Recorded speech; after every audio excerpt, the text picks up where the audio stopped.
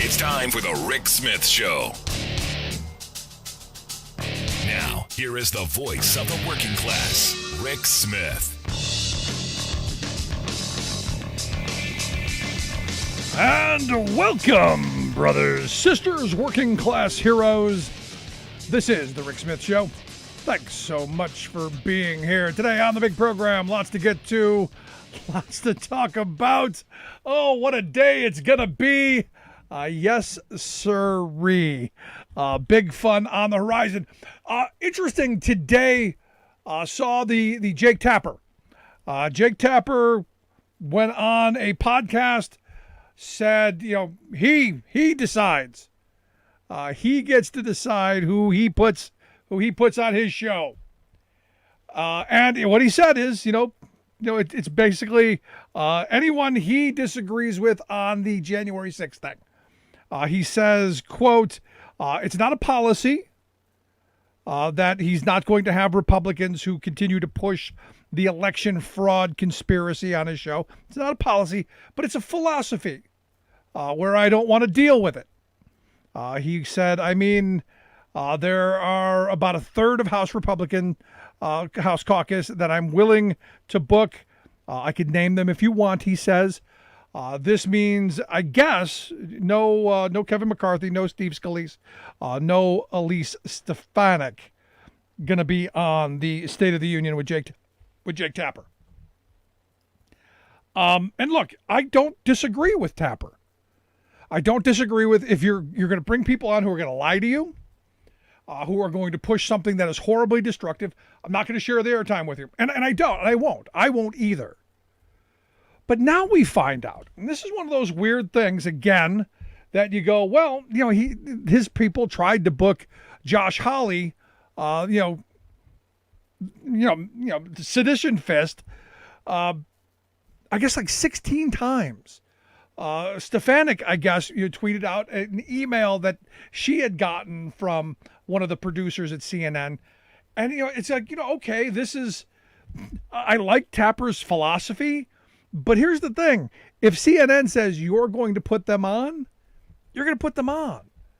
There's no philosophy that goes with this. And look, this isn't me picking on Jake Tapper. I like Jake Tapper. I think he's a reasonable guy. This is, Chris Wallace as well.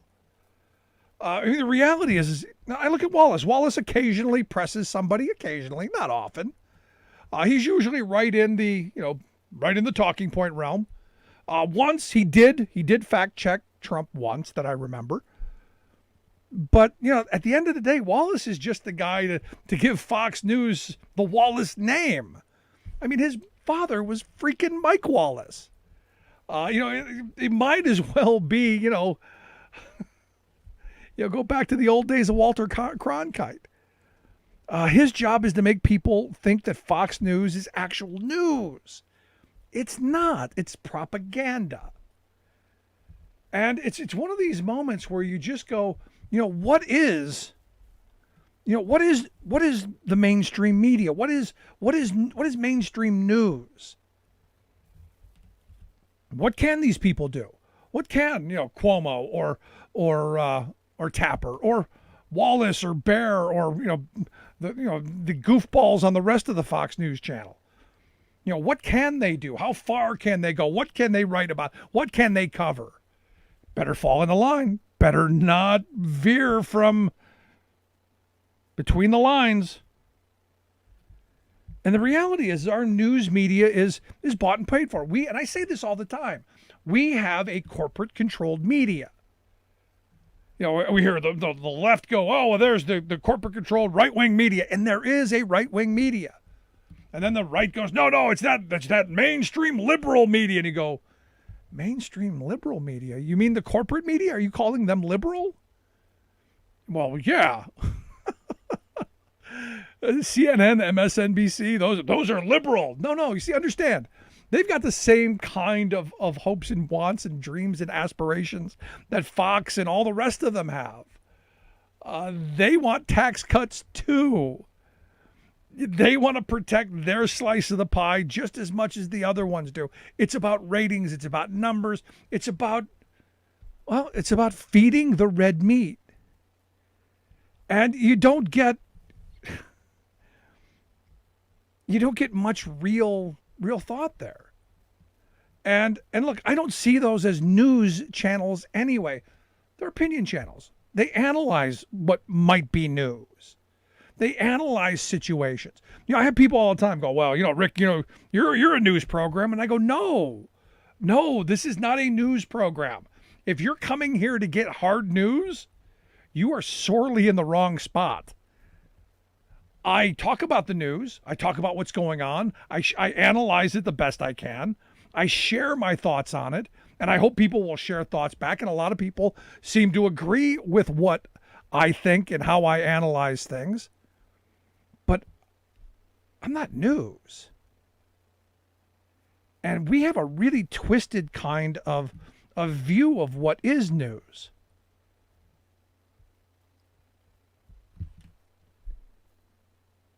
Maggie Haberman, reporter from the New York Times, she tweeted out a story from the Washington Post. The new journalism and the PR firms behind it. Now look, Haberman's with the New York Times, a big corporate media structure. The right loves to say, "Oh, they're left-wing media," and yet you go, "Yeah." The reporters are all liberals, maybe, but the editors are not, and the owners certainly not. Washington Post, owned by Jeff freaking Bezos. So don't give me any nonsense about fair and balanced or left or corporate. And this is the problem in this country. Everything is owned by the owners. And when there are media outlets out there who are trying to scrape by, because understand, if you're out there actually doing the hard work of doing investigative journalism, if you're actually out there, doing the hard work of doing real news, you're probably too poor to be able to take the tax breaks. You're probably too broke to be able to afford the fancy office buildings. You're probably too in the poorhouse to actually be in the same room with these people. And that's the way they want it. So when I say, disconnect from the mainstream, come talk about the stories in the news of the day here, it's because at the end of the day, I'm too poor to be the one that's bought and paid for. What I tell you, what I think, is what I think. I stand by what I say and what I do. And I look at this, and this is this weird kind of moment where I think in this country, we have to reevaluate what is and what is not news. And we have to have a better filter. I was going through some old papers today, and the reason that this has popped into the top of my head is because I saw the Jake Tapper thing, and immediately I thought, good on Jake. He's got some bit of spine. He's not going to have these criminals and these people who were really behind that mass insurrection on to come and reframe the lie. I respect that. Almost immediately, the Twitters and everybody pointed out, no, that's really not the truth. That was him. He got caught. But I happen to be going through some of my papers from old shows in the past because we're considering doing some different things here at the program, and I was looking for a document that I had I'd worked on years ago, and it took me back to 2010. And back in December of 2010, I was talking about a story about Fox News. Evidently, there was a study done by the folks at the World Public Opinion Group. They're a project that was managed by the Program on International Policy Attitudes at the University of Maryland. I put a little credence into that. This is a university who did some research. It stood up to some peer review. This is worth looking at. And I remember going, this is worth talking about. What they came across was pretty sane. Now understand, this is 2010. All the way back then. If you can wrap your head around, go into the Wayback Machine back to 2010. And what the study that they did confirmed was what most people who know a Fox News junkie already know. Fox News makes you stupid. And that's what they came across because some of the the surveys they did and some of the stuff that they came across, was just overwhelmingly that, Fox News viewers got an alternative reality. And this was before alternative facts. This is when they were still trying to be fair and balanced. What they found in this 2010 survey is that 91% of the people that watch Fox News believe the stimulus lost jobs. That when Obama had the big stimulus, and I argued at the time, was it near enough? We needed Joe Biden kind of stimulus money. But the stimulus, helped a little bit. We, again, needed something much bigger and chunkier. But 91% of Fox viewers said, no, we lost jobs. It was bad. Now, understand, when Obama took office, we were losing 1 million jobs a month. And that turned around because of the stimulus in part. But 91% of Fox viewers, no, that's not possible. They pointed out that 72% of people who watch Fox News believe that the Healthcare Reform Act, the Obamacare, the Affordable Care Act, increased the deficit. It didn't. It was paid for. There were taxes put in place that it was paid for. It was a zero-sum game. But 72% were told, hey, that Obamacare is a tax. It's going to hurt you. It's going to blow up our deficits. 72% believed the economy was getting worse. We were in terminal velocity free fall from September of Bush until February of Obama. We were in straight to the ground free fall. They were talking about the economy completely collapsing. And because of what Obama did, we staved that off. Millions of people lost their jobs in their homes and all that stuff. And needlessly, I say, because we could have done what we did this time around and helped people, we just had Republicans who chose not to. And understand, the first bit of Obama was negotiating with Republicans who were never going to vote for the stimulus anyway. They were never going to help. They go into a bunch of other things. The Fox viewers, 60% of them at the time believed there's no such thing as climate change. 49% actually believed the taxes went up, even though a big portion of what Obama did was cutting taxes, again, conceding to Republicans because they had to get their tax cuts. When you got a fetish, you got to get your fix. 63% believed that the stimulus legislation didn't include any tax cuts, which it did, massive amounts for working people. A bunch of stuff. The bailout for Chrysler and GM. 56% believed that Obama bailed out GM and Chrysler. He didn't. He gave them loans. He helped them get through a managed bankruptcy. And oh, by the way, and this is what made really Fox News and the Republican Party crazy. The workers, get ready for it, because this is monumental. This is something that had not happened until that point in the history of capitalism. You ready? The workers didn't lose their pensions. Usually when that stuff happens, the first thing that gets whacked off, pensions. Sorry, you retirees, you're all screwed. Off at the knees. So, and then again, 63% of Republicans didn't believe Obama was born in the U.S. So again, more craziness, more insanity, but that's news, fair and balanced, we were told. So this was 2010. Fast forward 11 years, 10 and a half. It's worse. There are Fox News viewers who don't believe the January 6th riot was insurrection. They believe it was just a normal day. Just a normal day. They believe Trump won the election. They believe Joe Biden and the Democrats, and this is the most laughable one, that the Democrats were actually coordinated enough to be able to steal the election. Here's the best one. They actually believe that on January 6th, Antifa was there. Antifa was the one. They dressed up in MAGA costumes. All those black people got white makeup and dressed in red hats, and they went in whiteface and they attacked the Capitol. Yet, and this is the fun part, yet no Republicans in the Senate. That's not true. The Republicans in the Senate, there were a couple. 6 Republicans who voted for the January 6th commission. Not enough to get over the cloture vote. Now, if you truly believed that they put on whiteface and dressed up in Trump gear, Antifa really wasn't, don't you think that the Republicans would have been the first ones to go, yeah, we got them now? It's crazy. But it got me thinking about what is and what isn't news, and why we've been so easily duped.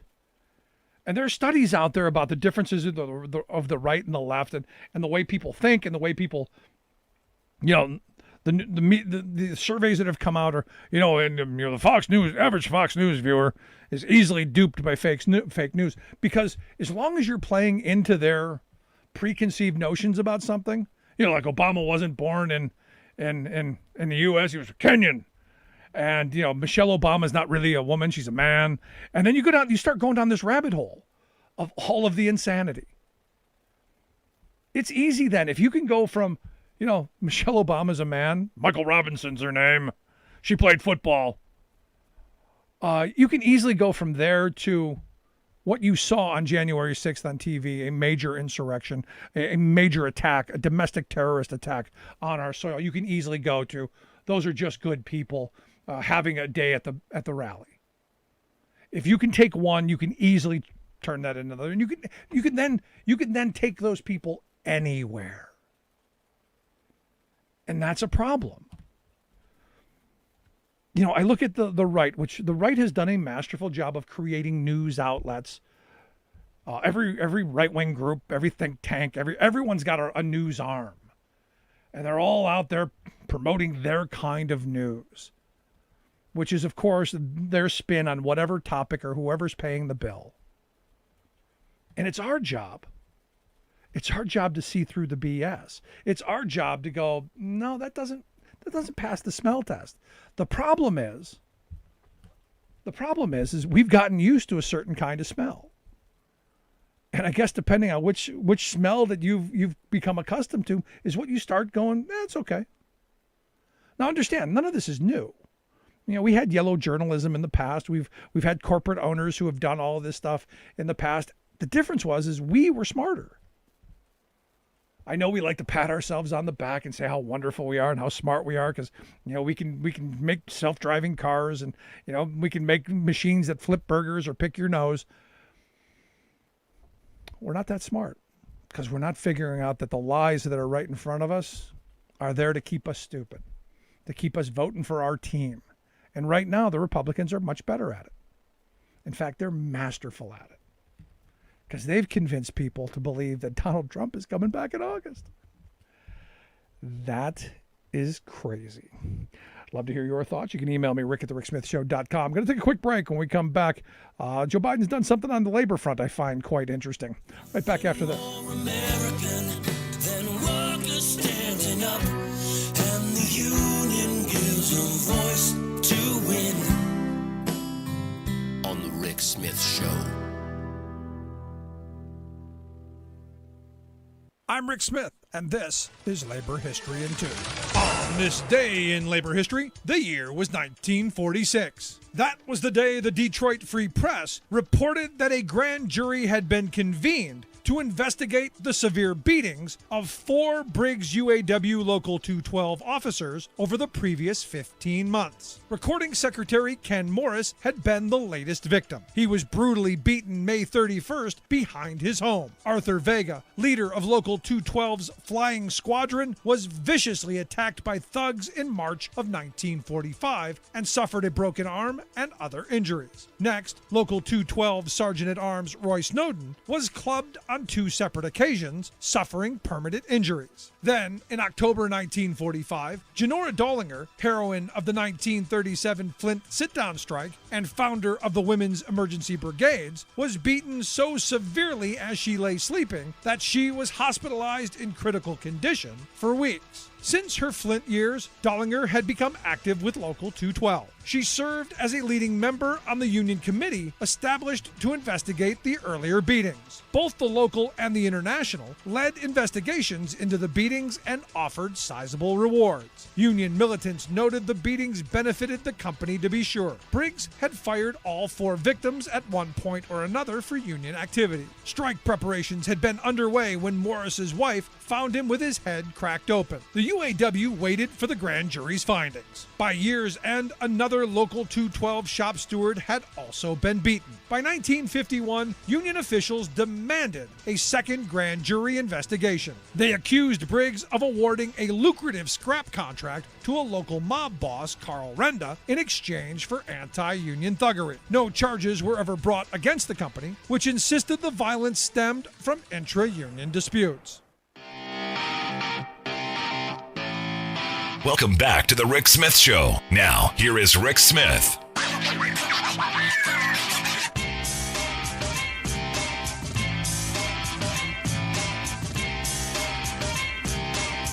So, the good Senator, Doug Mastriano, again, a guy, I got to tell you, I hope does not become our next governor. That would not be a very good thing. Found himself in Arizona, and Donald Trump was thrilled that he was. Donald Trump sent out a press release, sent it out via email. I guess his statement, I guess they're not really doing press releases, but he was thrilled. State Senator Doug Mastriano, State Senator Chris Dush, and State Representative Rob Kaufman, he said, went to Maricopa County, Arizona to learn the best practices for conducting a full forensic audit of the 2020 general election. He goes on to say, now the Pennsylvania Senate needs to act. Senate President Jake Corman needs to fulfill his promise to his constituents to conduct a full forensic audit. He says Senator Dave Argall, chairman of the state government committee, has to authorize the subpoenas if necessary. The people of Pennsylvania and America deserve to know the truth. We do. You lost. You are a loser. That's what we know. He finishes it up by saying, if the Pennsylvania Senate leadership does not act, there is no way they will ever get reelected. Oh, from his lips. But it's this kind of insanity. The reason Mastriano and the three amigos went to Arizona on the bamboo scavenger hunt was to do what he said. They're going to hunt down and try and find enough votes to flip the election here so that the argument can continue, so that in August, maybe we get Donald back. This is how the conspiracy goes. This is what's going through the Fox News viewer's mind. And I know people who think it's possible. Anyway, here to share some thoughts on if it is possible, and I highly doubt my next guest is going to think it is. But I've asked Khalif Ali to come talk with us. He's the executive director of Common Cause Pennsylvania. Check out their website, www.commoncause.org/Pennsylvania. Khalif, thanks for taking time for us. So walk me through this. Do you have any idea whatsoever if it's possible? Is there a reinstatement clause in the Constitution that Trump can exploit?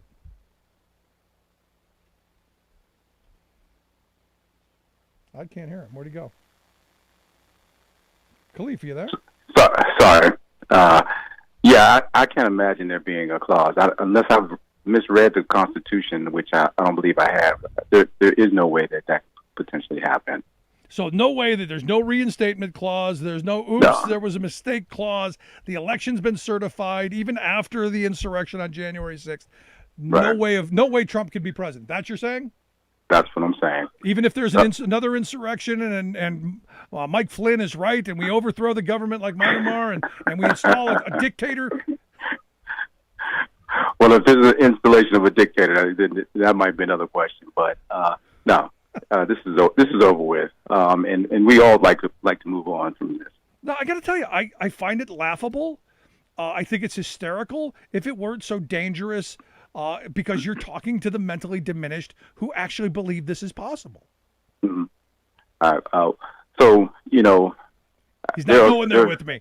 Okay. No.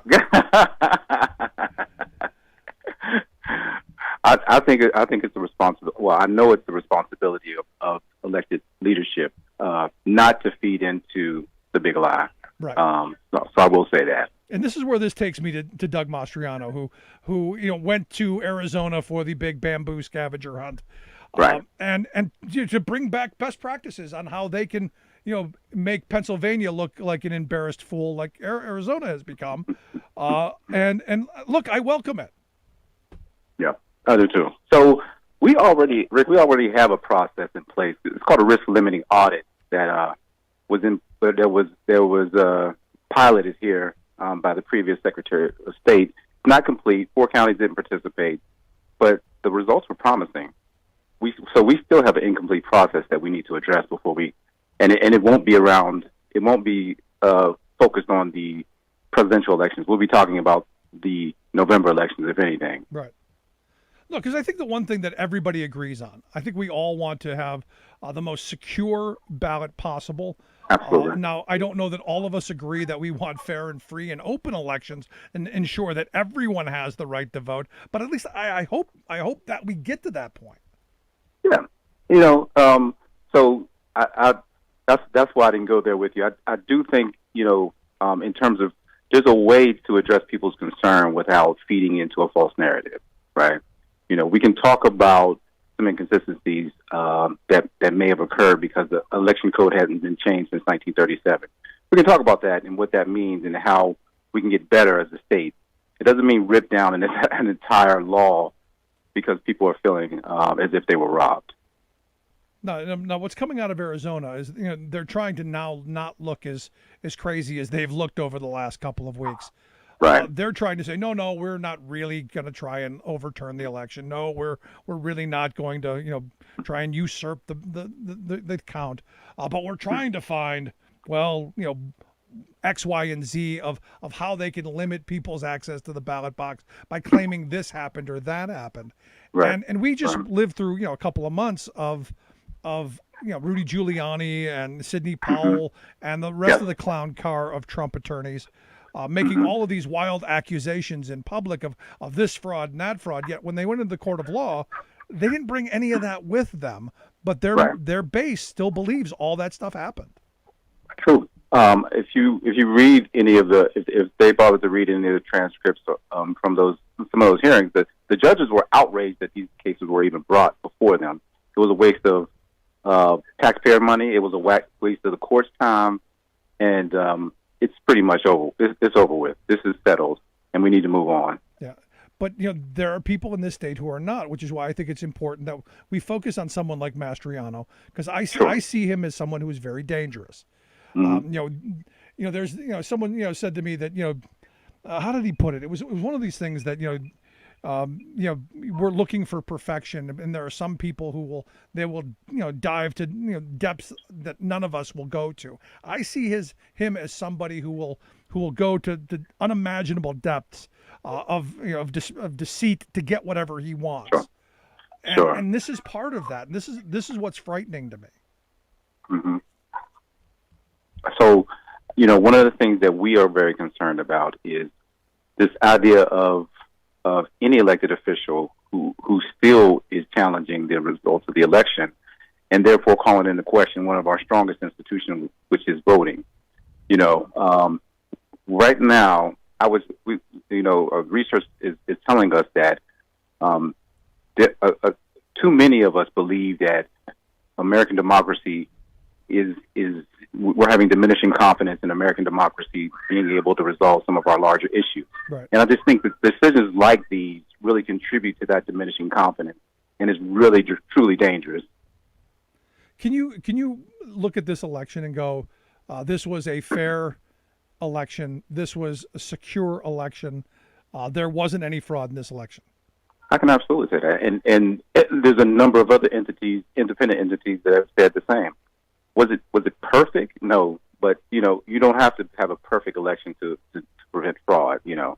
And we're perfectly willing and open to work with Republicans to address some concerns with that election. But there was no widespread fraud. There was no fraud at all. Yeah, because here's the thing, and look, it was very predictable what happened here in Pennsylvania. Mm-hmm. We knew that Trump supporters were going to come out on Election Day and they were going to vote, and Trump on Election night was going to have a massive lead. And I was preparing people for weeks for that, going, look, we already know how this is going to play out. Right. Our laws are such that the mail-in ballots can't be counted until the day of. It's going to take at least a week to count them, and Trump's massive lead will evaporate. And then by the weekend or the week after, it's going to come down to a handful of votes, and that's when we'll know. But yet you talk to the average Trump supporter, even today, he was up by 660,000 votes on election night. Right. Right. And it's because you didn't count half the votes. Right.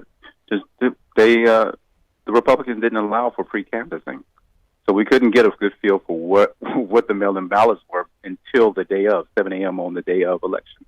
And so, yeah, you wouldn't know. We didn't know until later that evening.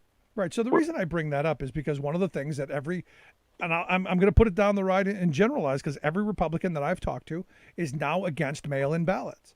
They believe there was all this fraud. There's the story of a guy driving ballots around to New York and all over the place, not filled out ballots, just blank ballots. That maybe they had the bamboo. I don't know. But he believes that was fraudulent, and those were all mail-in. So all mail-in is bad, and this mindset that you got to show up. And that's what they're pushing for. Instead of looking at a state like Oregon, where I think everybody mails in their ballot, I don't think anyone shows up, and yet their elections are not rife with fraud. No, we're still catching up. There's a couple areas, Oregon, Washington. These are states that have long had voting by mail, and with no real issues in place. We're still catching up to a modern election system. And so there's no way that, we can stand by and let us regress back to where we were. I would call it 1937, because that's the last time election code was changed. So we're not going to go for that. Yeah, that was my great-grandparents' era. That was a while ago. Yep. I didn't have any say in that, and we didn't have the kind of technology we have now. Here's my other concern. I hadn't done mail-in ballot.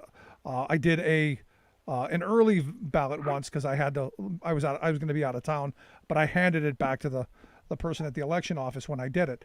I actually liked the setup that we had here where I'm at. I requested a ballot. They sent it to me. I saw it. I filled it out. I made sure I circled in the little circles and didn't put an X or a check mark. I put it back in the secret travel envelope, and then I put it in the secret, envelope, and then I put it in the travel envelope. I signed it nicely. I went over, I dropped it in the little box. The next day, I got an email saying, "Hey, we got your ballot, all good." Yeah.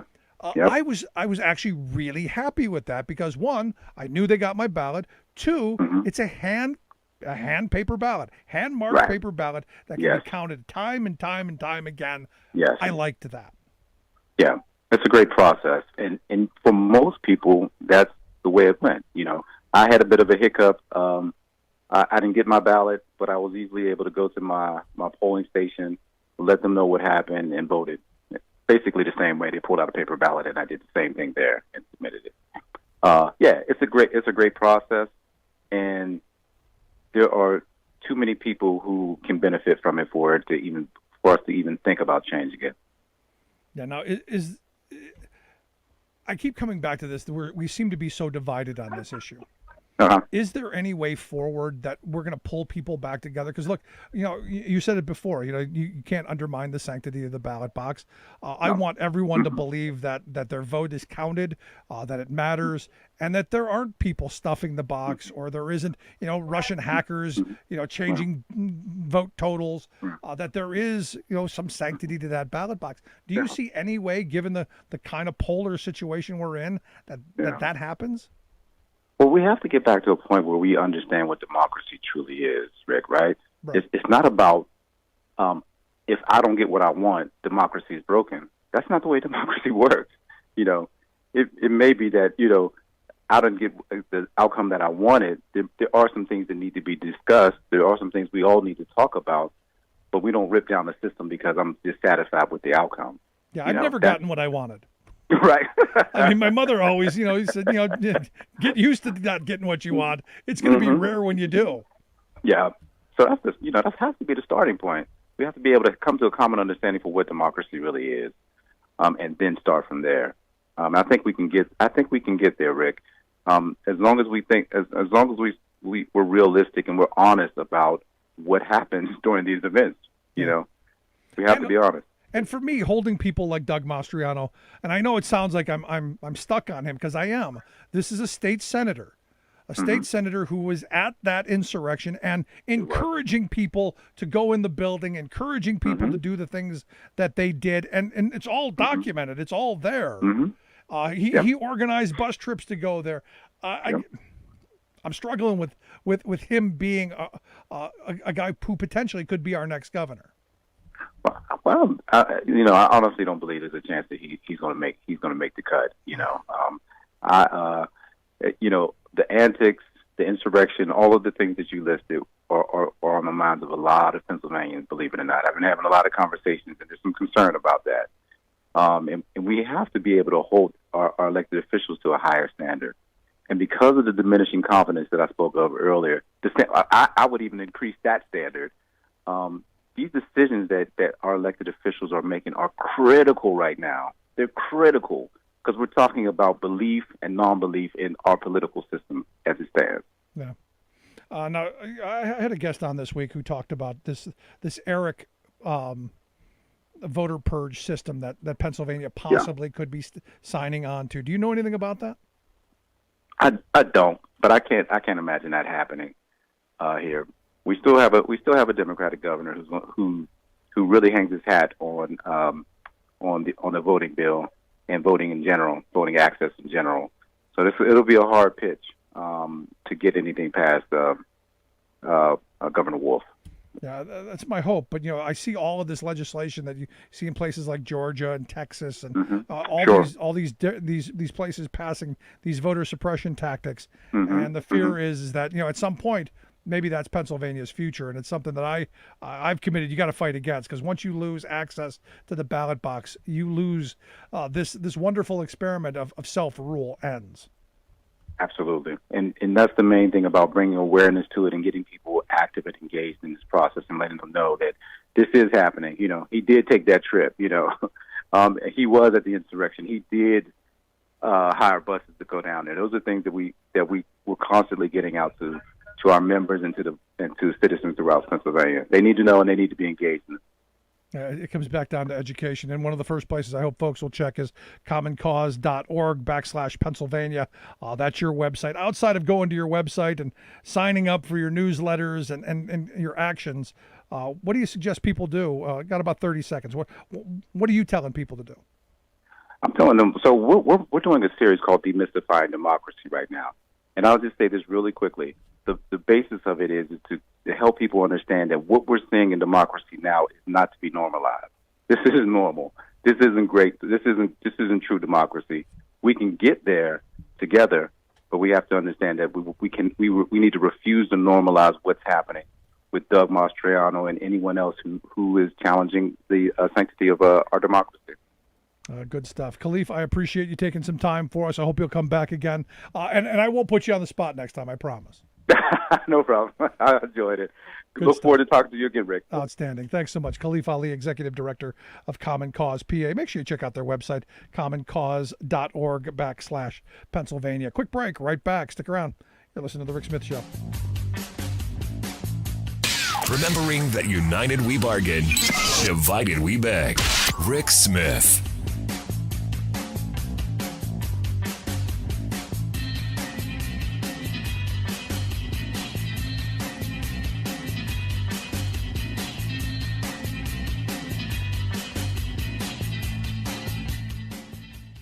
I'm Rick Smith, and this is Labor History in 2.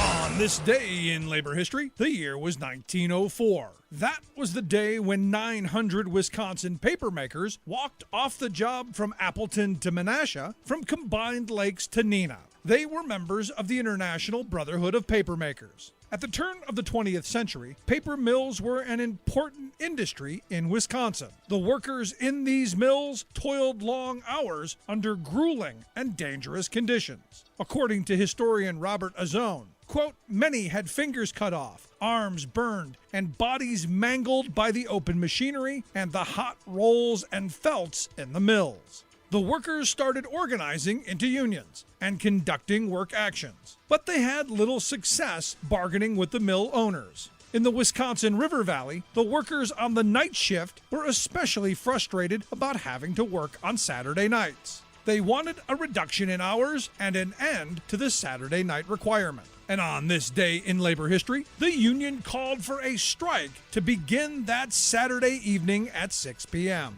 Mill owners scrambled to find local mill workers willing to scab against the strike.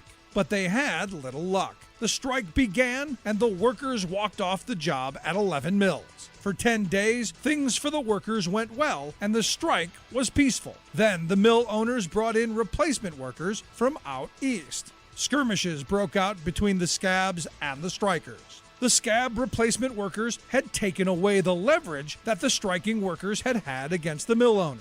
Some of the strikers began to return to the mills, and the strike was defeated. Within 3 years, the Brotherhood of Papermakers would close its last lodge in Wisconsin, but worker organizing within the paper industry would continue forward. Labor History in 2 brought to you by the Illinois Labor History Society and The Rick Smith Show.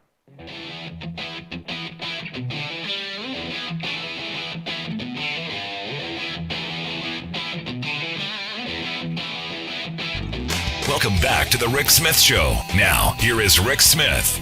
So Joe Biden tweeted out today, vaccinations are up, jobs are up, growth is up, people are gaining health care coverage, that's up, small business confidence is up, America is on the move again. On the day when we got job numbers, not great, but good, 559,000 new jobs in May, still strong, not what I'd like to see, but strong, which is why we do need some major investment. But I do love the fact that Joe Biden did tweet out that his job creation in the first 4 months really dwarfed that of Donald Trump, and I guess like 4 times the amount, and like 8 times the amount of the sainted Ronald Reagan. So his numbers off the charts, but we still got work to do. I'll tell you, Biden right now, in my view, the most pro-union president in my lifetime, and now I guess he's gone another direction and said, hey, those TSA officers at the airport, they should have collective bargaining rights, something that I've been pitching a long time, something every worker should have collective bargaining rights. And here to share some thoughts on this story, what it means for those workers and what's going to mean for the rest of us. I've asked David Borer to come talk with us. David's the General Counsel for the American Federation of Government Employees, AFGE. David, thanks for taking time for us. Sure thing, Rick. So, I'm looking at these job numbers and I'm going, this is good. We're heading in the right direction. All the arrows going in a good direction. Yeah, this administration's been great so far, right? The jobs piece is huge. The way the president weighed in personally on the Amazon campaign was a big step. That's not been done in 75 years, probably. And now this week, the president, through Secretary Mayorkas at DHS, has said that our transportation security officers at TSA will have full bargaining rights and GS pay and the other rights that federal workers across the government have. If you remember, Rick, back when TSA was created in the aftermath of 9/11, there was a huge fight in Congress, and one of the big holdups was the Republicans didn't want TSA, when it was created, to be unionized. And it was stalled for months on the Hill as they fought over that rather than focus on the need to make changes after 9/11. And it finally came through, and the rest of DHS was allowed to keep their unions, but TSA workers are not allowed to have a union. AFGE fought that fight in the Congress and has kept fighting every year since for 20 years now. And it's finally coming to fruition. We had an election in 2011 because our union was able to get the FLRA, the Federal Labor Relations Authority, to say, well, even if you don't have full bargaining rights, you can have an election and determine who the representative is because you have certain civil service rights and so forth. So we won that election in 2011. We forced the agency's hand during the Obama administration. They allowed us sort of limited collective bargaining rights, but it's always been the stepsister of the federal sector. And now we'll have full bargaining rights. We'll have pay equivalent to the rest of the government and the security that goes along with that. So it's a big week for federal workers. No, it's a huge thing. And I say all the time, every worker should have the ability to join a union. Workers in general should have the right to form unions and to negotiate for better wages, hours, conditions. It comes down to that. Now that this has happened, what will these TSA officers be able to negotiate over? I mean, I know there are parameters on what federal employees can and cannot bargain over, but what did they gain on the bargaining front? Well, we aren't sure of all the details yet. The secretary set in place a 90-day process that will lead to the next step where we'll go to the bargaining table and be able to bargain more broadly a contract like other federal workers. The pay for most federal agencies, the pay is set by Congress, right? So we lobby on the pay, we lobby on the benefits like the insurance, the retirement, but the working condition stuff is a big deal in the federal sector. And the TSA rules before only allowed us like 9 topics of bargaining, and it was very restrictive. Now that'll open up. We'll be able to negotiate over all their working conditions. No, that's a good thing, especially now that we're opening up coming out of this pandemic. And it appears that we citizens we've forgotten how to deal with each other and how to be decent with each other. So if I'm a TSA officer, I'm looking at this opening up with dread, because you got people who've been basically sequestered for a year and a half, now coming out acting like fools. It'd be good to have someone standing behind them. Yeah, that's exactly right, Rick. They're on the front lines of this stuff, and we've seen all the news reports and the attacks on crew members, and the flight attendant last week had her teeth punched out, and we see that stuff in the terminal at our checkpoints as well. And TSA is understaffed going into the summer season, so we expect it to be especially difficult this year. We would just ask everybody to, calm down a little bit, treat these folks with respect. We're here to do a job, and we've done a great job, frankly, since the agency was stood up. There haven't been another 9/11 style attack that succeeded, and we're going to continue that. No, they've done a good job. And look, I've flown a number of times, and I don't like going through the whole process any more than anyone else.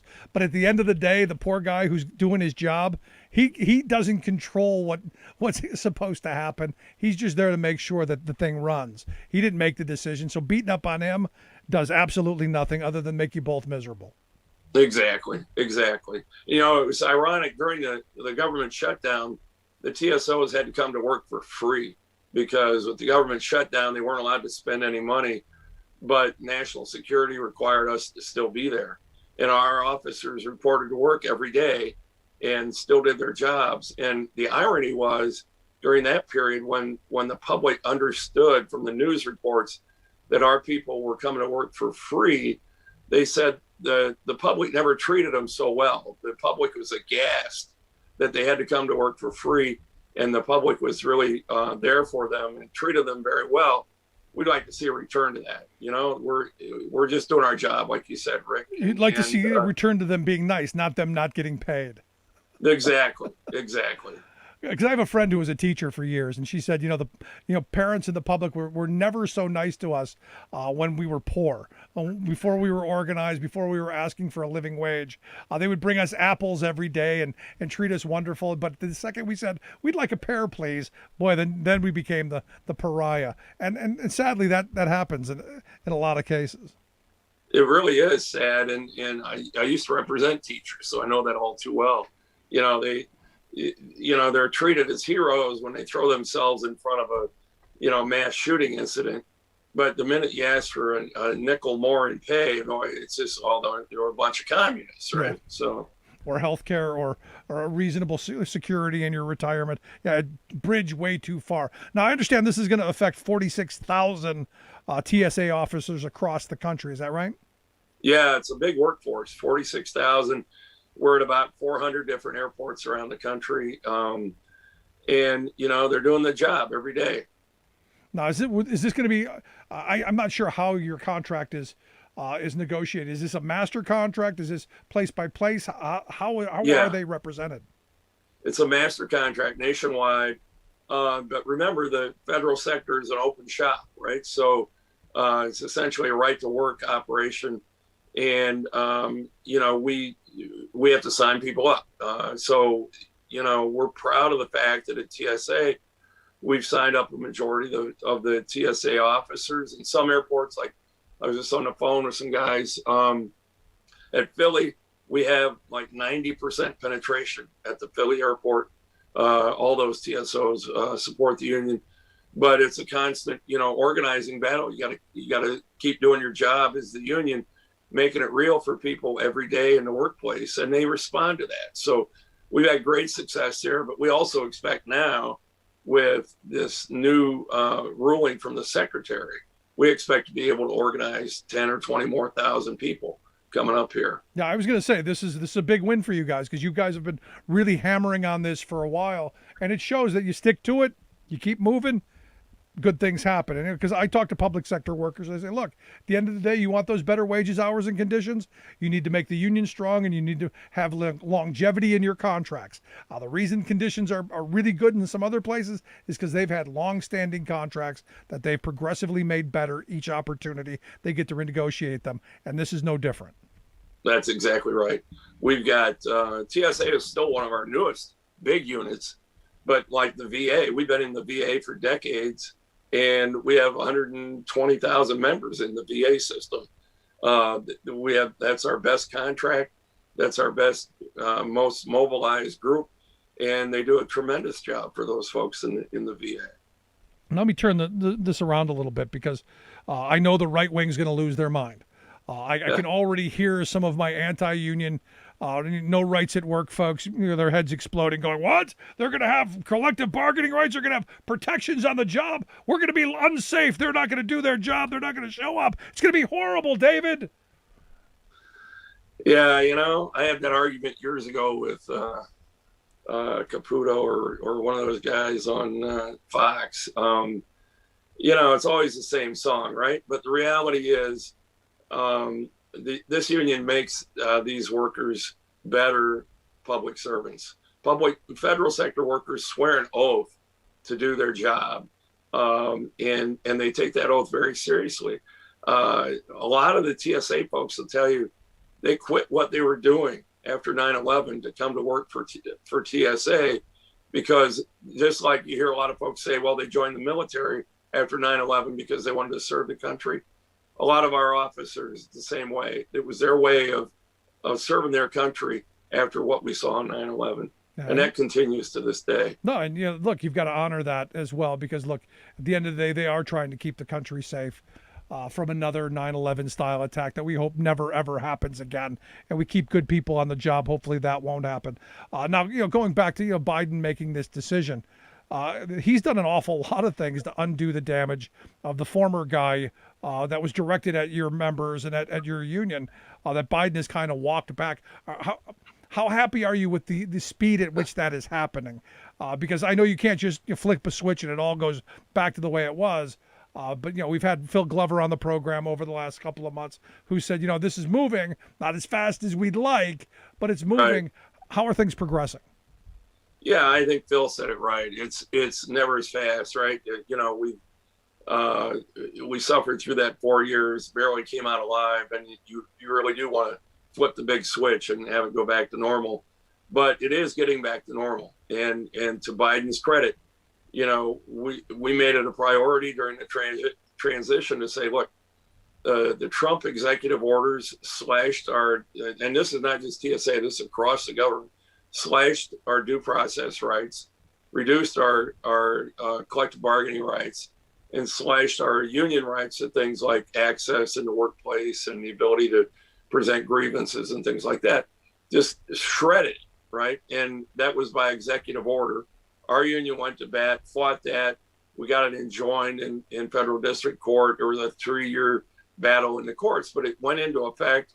All our people were evicted from their union offices and agencies around the country, all kinds of horrible impact. And Biden, to his credit, that was one of the first things they did was come in and issue an executive order reversing all of that. And, the agencies, it's a big government, right? So it's slow. And there are some middle managers who kind of liked it when the Trump people were sticking it to us. So they're kind of hanging on a little bit. But in reality, they're moving the boat. They're steering the thing into safer waters for us, and that's what matters. And that's, to me, and this is just my personal opinion, you can agree or not, that's good for morale, and ultimately it's good for us taxpayers because happy workers do good jobs, and we as taxpayers get the things done that we need to get done. That's right. I mean, there's all kinds of empirical data to support that, and we also do it at a fair price. It's much cheaper to pay federal employees to do a given job than it is to contract it out. That's another battle we fought over the years. Constant drumbeat of, we should contract this out so that some of these private companies can get rich. Yep. But when you do the math, it obviously costs the government extra because they're paying profits to somebody. Yeah, the outsourcing fetish doesn't go away. It seems to always be there, especially when we have Republicans in office. Kind of last line of questioning I've got for you then, because, I'm looking at this and I'm going, the attacks on federal workers all during the last 4 years were numerous. We saw, people leave the federal workforce. I know the VA that you spoke of a moment ago has a 50,000 employee deficit. The EPA is down. OSHA has the least amount of inspectors that it's had probably in its history. How quickly are we going to be able to gain those back if we're going to be able to do it at all? Yeah, there again, we're hearing the right noises from the administration. I think there'll be a couple of budget cycles to really make a big dent in that. They aren't going to do it all at once. But you're right, we're 50,000 people short in the VA. And if you think of that, a big VA medical center has maybe 5,000 employees. We're talking about 10 empty VA medical centers, basically, if you added it all up. That's crazy. And so the hiring will be there. I think if we can hang on to the Congress and we get the funding that's needed, certainly the Biden folks have all said that they want to restore these agencies, and they know it was decimated by the last guy. Yeah, because the reality is we talk about how much we love the troops and how the heroes they are, and they are, yet we're not taking care of them as we should. We should be filling those positions and getting people the help that they need and doing all that we can. But also, I look at OSHA, the fact that we're down as many inspectors as we are, and didn't really have any kind of policy on how to deal with COVID under the last guy. There's a lot of work to be done, and I know I expect a lot out of this administration, and I'd like to be further down the road, but I think they're doing all right now. Yeah, no, they are doing all right. We've always got high expectations up here, but certainly compared to the previous experience, whether it was Obama or the Clinton administration, we're off to a much better start. Obama didn't really do us a lot of favors, and Clinton, wasn't much good for workers either. So we're pleased with the progress. That's why it's easy for me to say he is the most pro-union president of my lifetime. That's right. Which, to be honest, wasn't saying much, but I'm happy we're heading in the right direction. But David, I appreciate you taking some time filling us in on what's going on, and I hope you'll come back again real soon and talk to us. Great. Thanks for having me on, Rick. Good stuff, David. David Borer, AFGE's General Counsel. Make sure you check out their website, afge.org. Quick break, right back. Stick around. You're listening to The Rick Smith Show. We're working people from the top. Remembering that united we bargain, divided we beg. Rick Smith.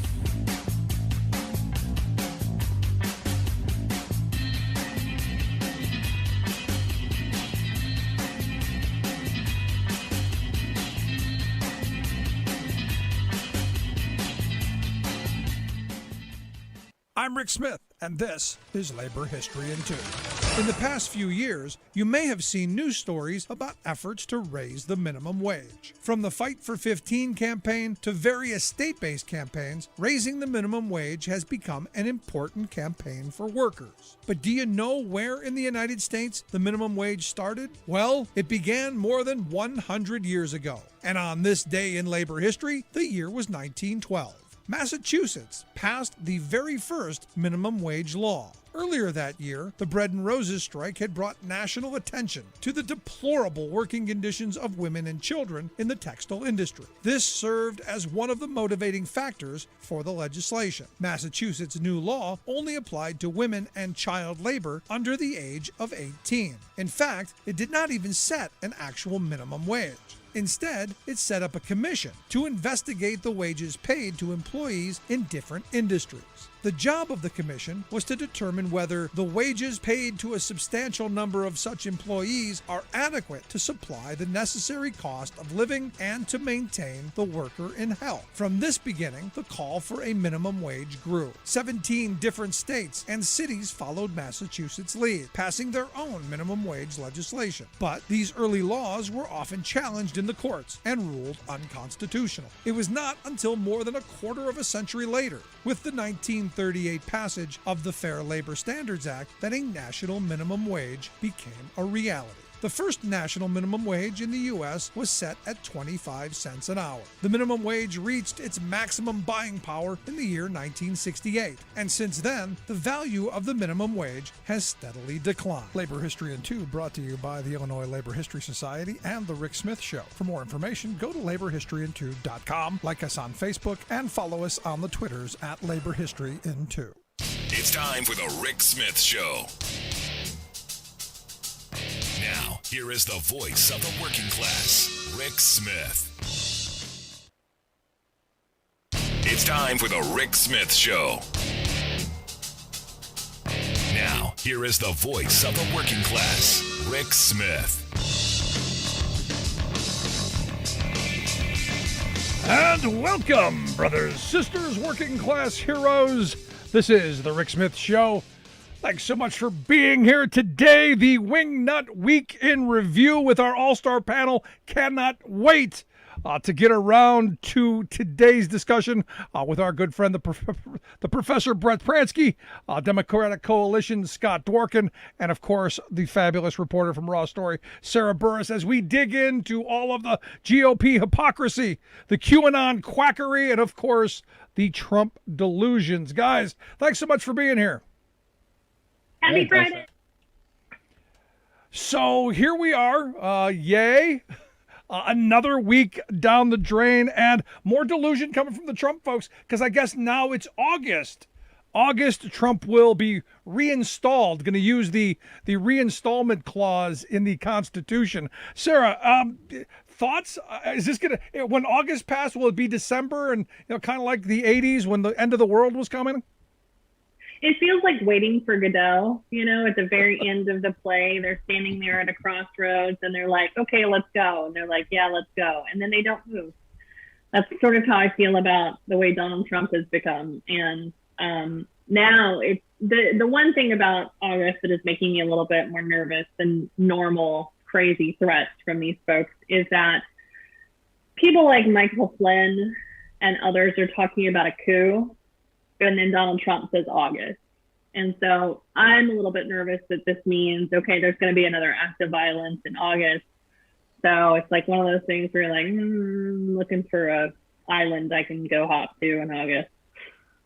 Yeah, I'm looking forward to going. I'm gonna try and make it to DC in August because I want to see if all this comes to fruition. I want to be there for reinstallment day. Which again, I've checked the Constitution. I've even checked with some of my Tea Party scholars who claim that they've read the Constitution. They carry it with them everywhere. They haven't been able to find the Reinstallment Act either. But Brett, I wanted to get your thoughts on not just Trump being reinstalled, but also Perdue from Georgia going to come back, and Martha McSally gonna oust Kirsten, what's her name, Dipsy Doo Cinema. Yeah, I saw that too. It's kind of odd they didn't mention Kelly Loeffler at all. You know what I mean? Which I thought was kind of strange that certain ones are coming back and certain ones are not. And this is something that's always kind of struck me funny with these discussions about, oh, we need to recount and the election was stolen or anything like that. No one's looking to count any other races. You know what I mean? None of the Republicans who got elected are looking to recount their own races. They only want to recount the ones that they lost. But this feels a whole lot like, you remember the old Mayan calendar stuff Yeah. How we all thought the world was going to end, and we had a date for the end of the world, and then that date would pass, the world wouldn't end. We just moved the date and start all over again. Yeah, we got a new secret decoder ring. Yeah, which has got kind of silly over time. But then again, around that same time period, you also had those Hale-Bopp Comet folks who took an entirely different path towards the approaching end of the world. And it kind of makes me wonder, while this is all kind of silly and kind of dumb that Trump thinks he's going to be, reinstalled in August. What kind of people are listening to this? Are they the Mayan calendar folks who just keep moving the goalposts, or are these the Hale-Bopp Comet folks who might do something ridiculous? So, I mean, there's an element of danger here that we should not ignore, but that doesn't keep things from just being, silly on their face. No, I mean, it's crazy to me. And, but again, the delusion is pretty remarkable. And for me, Scott, the thing that's most interesting and the thing that I predicted after Trump lost is he is going to be tormented by the fact that throughout history, even, no matter what happens, he's still a loser. Right. It's easier to live in this fantasy land during COVID. I think that's a key point here. This is how you lose elections. We're getting organized for 2022. We're doing our expand the Senate kickoff on Thursday of next week. They're not prepared. And so they're going to continue losing elections. And when you have all these election challenges and claim fraud over and over again and drive this home with your base, they will not vote in the election. They will not trust the election. You are going to lose voters. On top of that, there's people, if you look at the people who have not gotten vaccinated, and people that are getting hospitalized and dying, it is your voters. It's mostly Republican. And that's based on fact and study via the New York Times. But the installment part is just another grift to raise money. It's sad and it's pathetic. It's dangerous. There's nothing that they can do to overtake the government. It's absolutely absurd. There is no route for them whatsoever. There is no way to reinstall Trump or to actually have him be put back into the White House. And if they want to live in this fantasy land, then they're going to keep on, they can move the goalposts all they want, but eventually people start to peel off of this, you would hope, and give up on this fake crusade and focus on what's next, or else they're going to get their butts whipped again in 2022, like they have in 2020 and 2018. And so if you look at the scoreboard, they're getting routed. In 2019, I think what we won in, I can't remember which race that was, 2017. Anyways, we won in Alabama statewide. We won across the board, and now we get to focus just on the Senate and also holding the House. They have no chance of winning back the House as at this point. And I think that we are going to be able to target Ohio, Pennsylvania, maybe Florida, North Carolina, definitely. We're going to be able to expand the Senate if we really focus on it now, while they're playing all these games and wasting all this time and money. And keep in mind that all of this money that is going to Donald should be going to Republican candidates running for office now, and they're not. They're going to Marjorie Taylor Greene. They're going to Matt Gaetz. So people who are either going to get indicted or kicked out of their own party are the leaders of the party right now. It's very upside down. Yeah, I wish I shared your optimism. I do. Because I'm looking at what states around the country are doing to limit people's access to the ballot box. You look at what happened in Georgia. Fortunately, the Democrats stood up in Texas, but I don't know how much longer that lasts. My concern is they're doing enough to steal the next election without a vote even being cast. And they're putting in place the ability to go, we don't like the decision, we're just going to change it anyway. It's going to backfire big time. What I see is it's going to backfire. They're making it so that when they see the numbers and they need their people to vote, there's not going to be easy ways for them to register. There's not going to be easy ways for them to vote. Democrats have that urgency. We understand as good Americans that we have to get out to vote, and we'll figure out the rules and we'll get them out to vote. They're just going to live in this fantasy land, and it's going to be the destruction of the rest of their party. Yeah, I hope you're right. Anybody disagree with that? Because I got to tell you, I'm concerned about 2022 because I don't see us getting, the big kind of investments that we need. I'm hoping I'm wrong. Anybody disagree with that? I'm a little bit nervous. I'm a lot nervous. Because there's redistricting. So we're going to lose a seat in New York. We're going to lose some other seats in key Democratic areas, and we will probably gain some seats in places like Texas, but because Texas gerrymanders everything from here to next Tuesday, chances are they're going to try and figure out the most embarrassing way possible to make those seats into Republican seats. The same thing's happening in Kansas right now with there's a Democrat in the Kansas 3rd district, which is the Kansas City area. They're trying to get rid of her by gerrymandering that whole district so that they can, do one of those weird things and try and get her out of Congress. And all these state legislatures, like, yes, we have the House. Yes, we have the White House. Yes, we have the Senate. But we have a lot of state legislatures that we don't have any power in. And so when you start talking about redistricting, that's where I get a little bit nervous. And yes, there is a money concern for Republicans. A lot of their money is going to stupid people, and they've had a couple of their billionaires that have died in the last few years. But, it seems like one of those things where even in New Mexico, right, there was that special election this week. In New Mexico, the Republican Party sent out a release and said, oh, we're really worried about the fact that we didn't have that much turnout. And that was the reason we lost the election. But the reality is they actually did have some really good turnout. They had impressive turnout that's similar to like what happened in the Oklahoma or the Texas 6th district, which is south of Dallas. So their problem is not turnout. I think their problem is ideas. And that is the one saving grace that I feel like we do have, and our Scott is spot on, is they have really terrible ideas that nobody wants to support. And Democrats don't, thank goodness. Let's get the professor's thoughts. Which side do you fall on, Scott or ours? Well, I think I might have to take kind of a middle position here. I'm cautiously optimistic. I do think Democrats are winning the war of ideas big time because the other side doesn't have ideas. They have fantasies and they're Looney Tunes. Now, that said, they also have a lot of power and they're exercising that power and they're rigging the game in every way they possibly can. So we're up against some real trouble. We have the better team.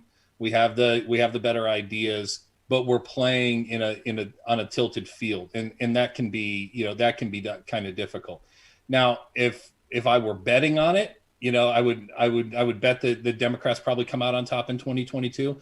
And I also think probably the factor that we haven't quite considered enough yet is a number of the things that are going to decide 2022 haven't happened yet. I mean, there's going to be a time, and I'm pretty sure it's going to happen before the election time, where the DOJ is going to come down the mountain. And we're going to see indictments. Now, we won't see as many as we want, or, they're not going to perp walk everybody we want them to perp walk. Those kinds of things aren't going to happen. But we're going to see significant movement in a lot of different places. It's going to cast a shadow on the election. It's really going to kind of expose, some of the corruption and things like that in ways that are really just impossible to deny. And it's going to happen in time for election season. And I think that's going to play a big role. Yeah, it's going to be interesting because if they do a perp walk parade, it will energize some on the Democratic side. But I got to tell you, I think on the other side as well, it will energize because they'll be all considered martyrs at this point. Look at how quickly we're writing the events of January 6th to where the day after we're like, these are all traitors. Even some Republicans were like, oh, we need a commission. We need to investigate. Now it's like, now they're turning these people, these traitors into heroes. Well, we're gonna be moving forward on January 6th, investigating it, and also there's going to be testimonies in the House from different committees. There's going to probably be a Trump indictment, whether it is in New York or elsewhere. I think there's a lot coming down, and that's why I'm so optimistic, because I've seen the future of sorts, and it is bright right now. And I think that also when the COVID cloud lifts in the next year or so, people are going to want to know why it spun out of control like it did. I know we know why, but people are going to want to know the facts. And so that's another investigation. And that timing is going to fall right around election. So that I can just tell you right now, people are going to want to know who is the Osama bin Laden in this sort of situation, who is the Osama bin Laden in the COVID world and also in the insurrection. And we know who is of both. So I think that people will be more outraged about that than this fake outrage from Republicans that's driving things. I think that will be drowned out, not even close. That's just my opinion, obviously. But I am very optimistic after talking to some folks this week and planning sessions and whatnot. It really, the outlook is bleak for Republicans right now. Now, I want to see into your crystal ball then. And I know it's bleak for the Republicans long term. My concern is all the gimmicking, all of the things that they're doing in legislatures across the country. That's the wild card for me.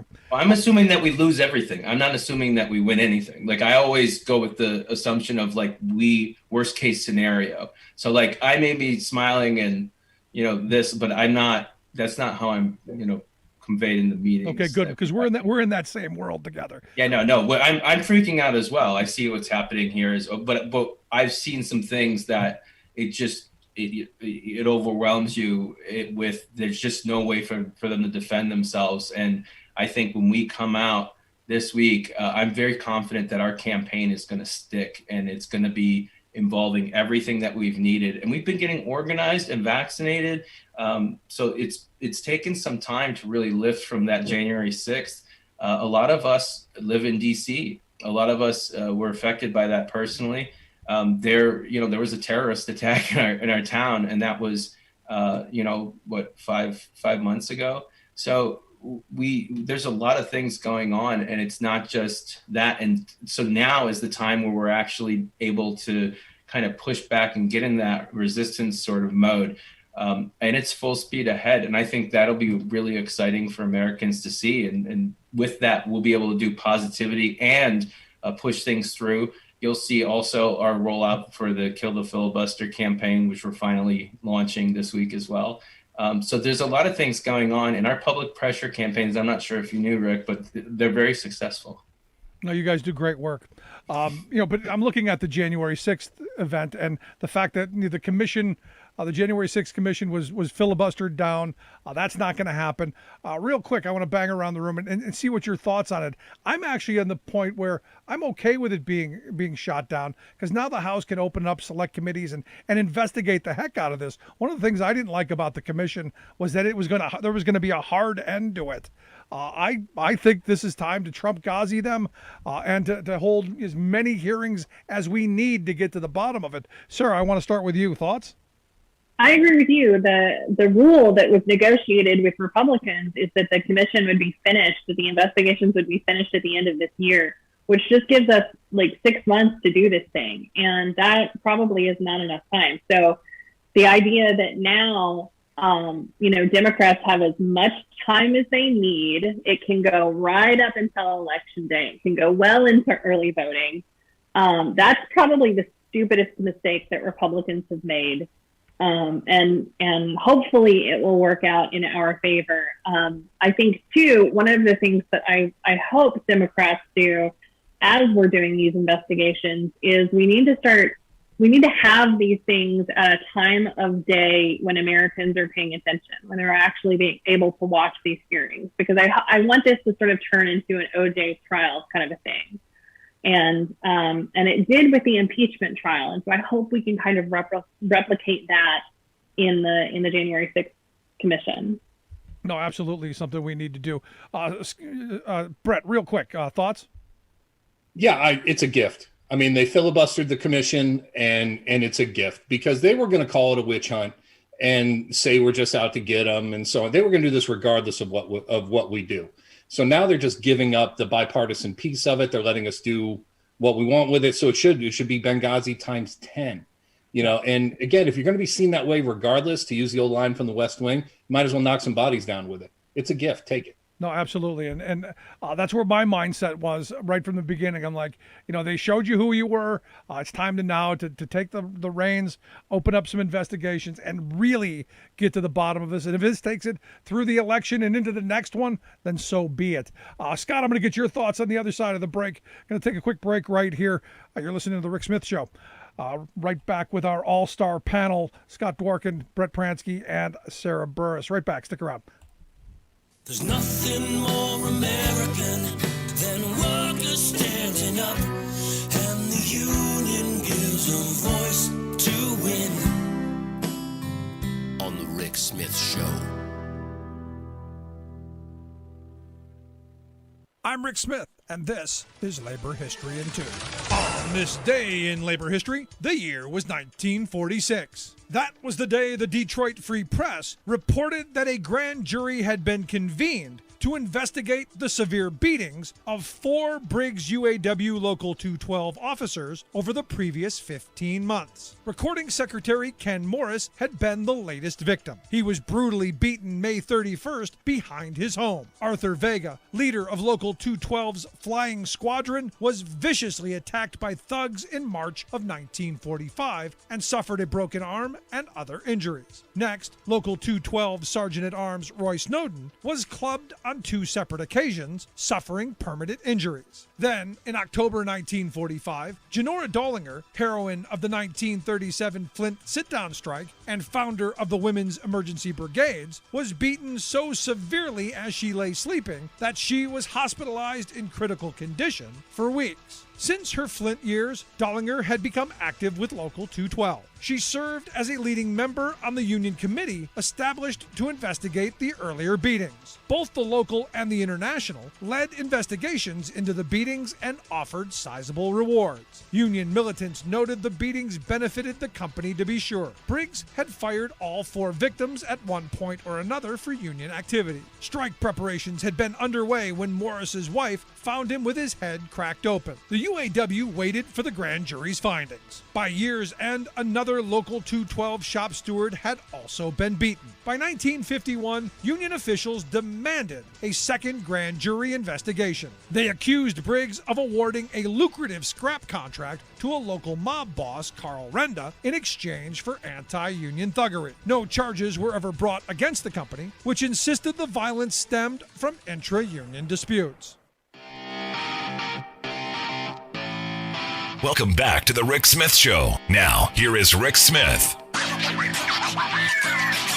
So on the other side of the break, we were talking about the fact that the Republicans filibustered the January 6th commission, and I think it's a good thing. I was very happy about it because it now means we can open up a whole bunch of investigations. I'd love to see every committee come out with something to dig into and to follow the money, find out who funded every bit of this. And I would love to know what Doug Mastriano, the senator here from Pennsylvania, who might be running for governor, what his role in that whole debacle was, especially as 2022 rolls around.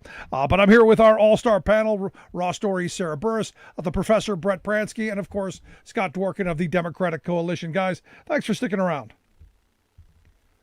So, Scott, let's go back to you. I didn't get your thoughts on whether you think this was a good thing, a bad thing.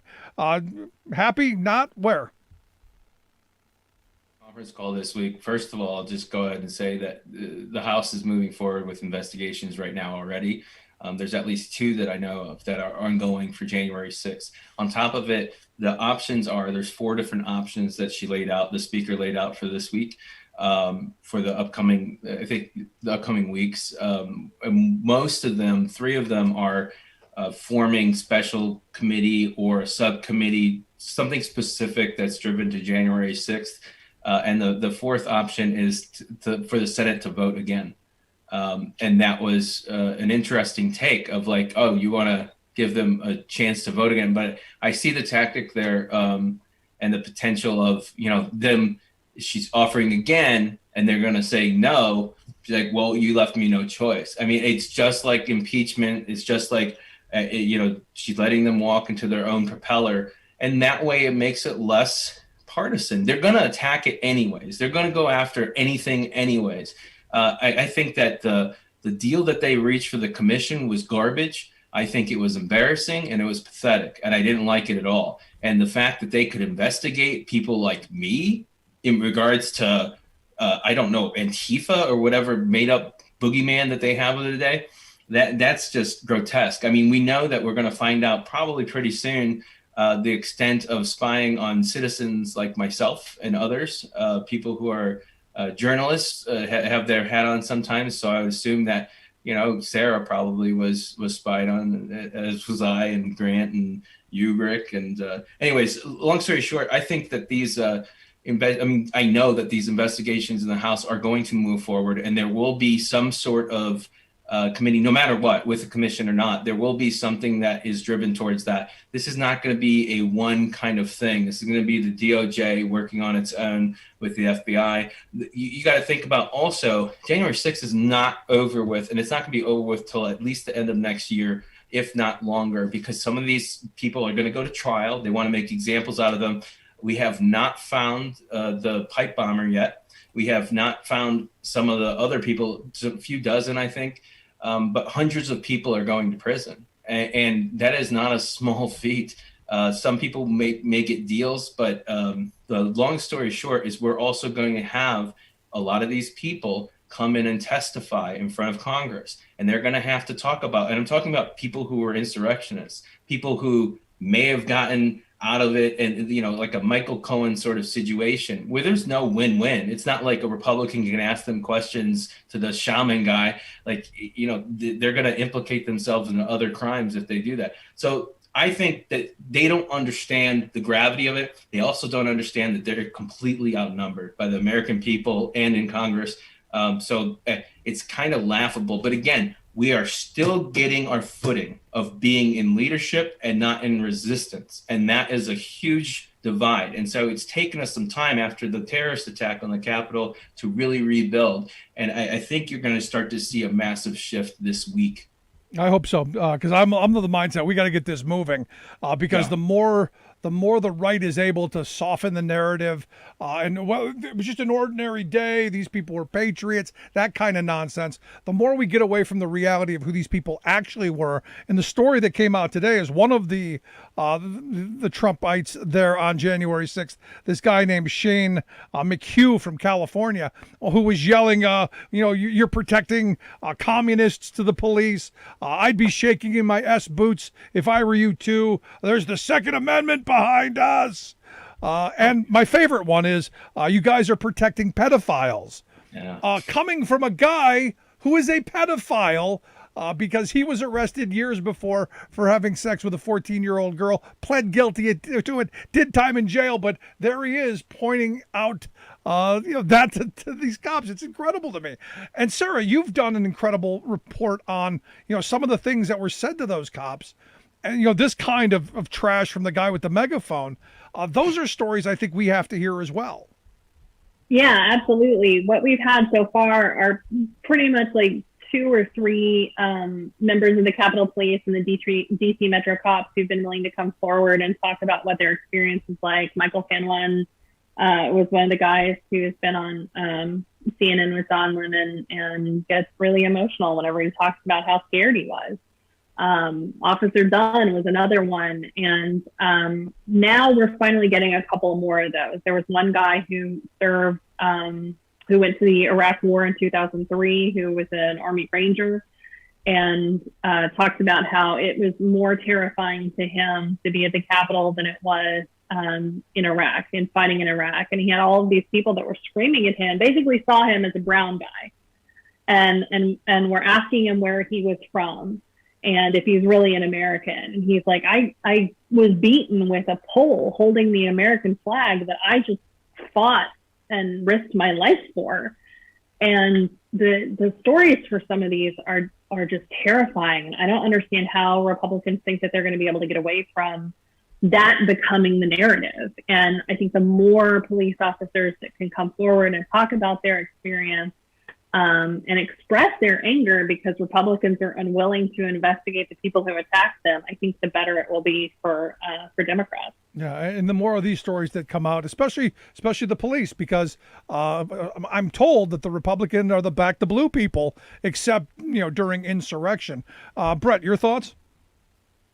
Yeah, I mean, when I go back and I think about January 6th, and we kind of have the benefit of hindsight now. I mean, even though there were a lot of injuries and a few deaths there that day, it actually looked a heck of a lot worse in the moment when it was happening. So hearing people talk about that uncertainty of in the moment of what they felt like at that time without that benefit of hindsight, I mean, it's absolutely terrifying. I remember watching it on TV. And, and I can't remember a time where I had those kinds of feelings, or what's going to happen next? What is going on here? What's wrong with us, and so on. So, I mean, hearing those stories over and over, you want accountability, you want justice, And it's one of those things where, whoever it is, whether it's, you want to make sure that they're brought to justice. And in this case, what we have is a group of people trying to flip the narrative and change the lens through which we view this. And that's just not the kind of thing that you're going to do to us, unwillingly like that. We're going to see it how we see it, because that's the way it is. And the sooner we get to a full investigation and we start exposing these self-serving lies, the better. I'm right there with you. But, for me, I would love someone to ask those cops, as this was going on, did you fear that they were better armed than you were? Were you, because we're now finding out that they had, rapid response teams that were heavily armed just outside the city, ready to react and to do who knows what. And to me, that's pretty frightening that they were at that level of preparedness, that they were ready to take over things in an armed insurrection, even worse than they were. Scott, you want to jump in? Yeah, I mean, I just wrote down that question because I'm going to be speaking with some of the officers next week. But it's it just is pathetic. I'm very, I know when we don't want to get used to them playing it down and whatnot. Again, reality is going to strike, and I don't know when, but they can't go down this road forever, because again, they're just going to end up losing elections. Yeah. So my hope is that, enough is uncovered from investigations that people are kicked out of Congress due to it. And, there's other repercussions if it's arrests or else. And I think that there's going to be staffers implicated. We're talking about communication. We're talking about thousands of people involved in one of the biggest conspiracies against the United States ever, including the White House, Congress, state governments. We're talking about senior leadership in the Republican Party trying to overthrow the United States government, trying to overthrow U.S. elections. You're talking about treason. You're talking about insurrection. You're talking about prosecutable crimes that are hard to prosecute because you need to prove the intent in regards to, did they intend to overthrow the government explicitly? And Donald doesn't talk in that way. But why were they having planning meetings in December for a silly rally? It wasn't about the rally. That's not what they were planning. And my assumption is we're going to see a lot of that come out. And again, the world has changed, obviously, with President Biden in office and us taking control of Congress. But I think that it still has not, because of COVID and other things, we haven't gotten our footing messaging wise. And me personally, and people in the coalition, we've all been getting vaccinated. We've all been worried about COVID and making sure that other people are vaccinated. And we've had to get organized. It was the first time in 5 years that we actually were able to stop, look at things, and get organized at a level that we've never been before. We're bigger and stronger and louder than we've ever been. And let me repeat that. We've been loud as hell, or heck, since 5 years ago, but we are going to be louder and more, I guess, strict with our messaging. But we're going to have the same, what's the nicest way to say this? We're going to have the same kind of sharpness for our messaging that we've had before, but we're louder than ever before. And so anyway, I think that good things are to come, but we've had to do some work to get here. And so it's not going to be, we weren't able to jump in and just keep on responding with messaging. We're going to actually take the ball, go on offense, and I don't think that we're going to be stopped. You're talking about overthrowing the elections. Trump just released a statement on 3 Pennsylvania representatives, Senator Doug Mastriano, my new favorite chew toy because he's going to run for governor. Also Senator Chris Dush and State Representative Rob Kaufman, from the center part of the Alabama section of Pennsylvania. They were down in Arizona looking for bamboo, and more importantly, looking for how they can come back here to Pennsylvania with the same bad ideas and the same kind of how they're going to rig the next election thoughts. Sarah, I want to start with you.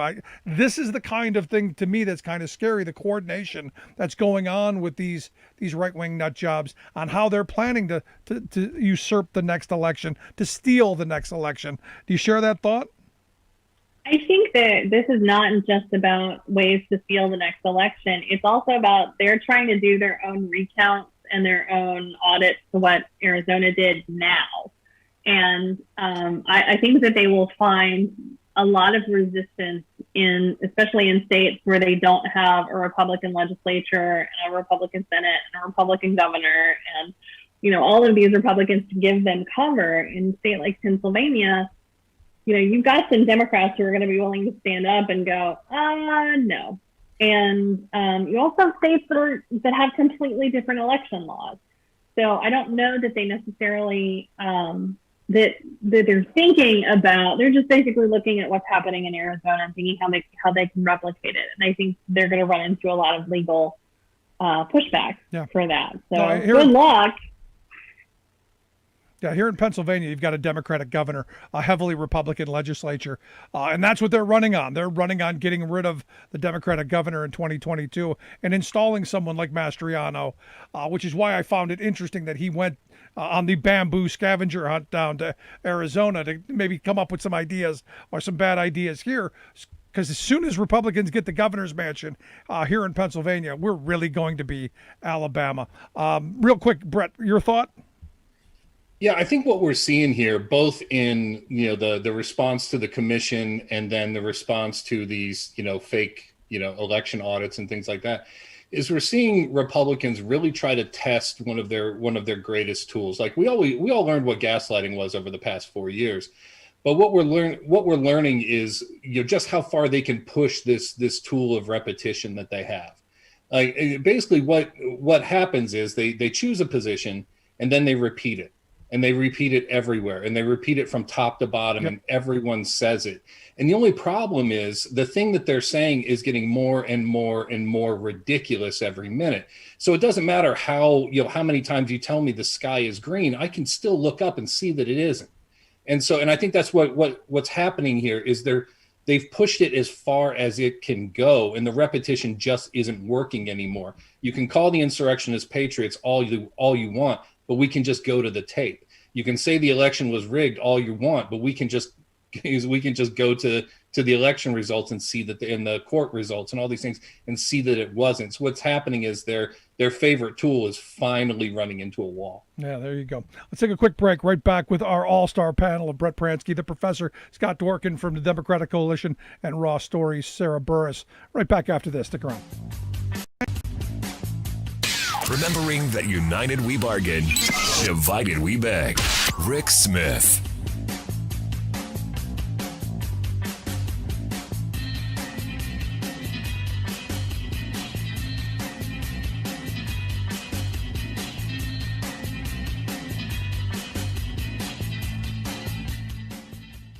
I'm Rick Smith, and this is Labor History in 2. On this day in labor history, the year was 1904. That was the day when 900 Wisconsin papermakers walked off the job from Appleton to Menasha, from Combined Lakes to Neenah. They were members of the International Brotherhood of Papermakers. At the turn of the 20th century, paper mills were an important industry in Wisconsin. The workers in these mills toiled long hours under grueling and dangerous conditions. According to historian Robert Azone, quote, many had fingers cut off, arms burned, and bodies mangled by the open machinery and the hot rolls and felts in the mills. The workers started organizing into unions and conducting work actions, but they had little success bargaining with the mill owners. In the Wisconsin River Valley, the workers on the night shift were especially frustrated about having to work on Saturday nights. They wanted a reduction in hours and an end to the Saturday night requirement. And on this day in labor history, the union called for a strike to begin that Saturday evening at 6 p.m. Mill owners scrambled to find local mill workers willing to scab against the strike. But they had little luck. The strike began and the workers walked off the job at 11 mills. For 10 days, things for the workers went well and the strike was peaceful. Then the mill owners brought in replacement workers from out east. Skirmishes broke out between the scabs and the strikers. The scab replacement workers had taken away the leverage that the striking workers had had against the mill owners. Some of the strikers began to return to the mills, and the strike was defeated. Within 3 years, the Brotherhood of Papermakers would close its last lodge in Wisconsin, but worker organizing within the paper industry would continue forward. Labor History in 2 brought to you by the Illinois Labor History Society and The Rick Smith Show.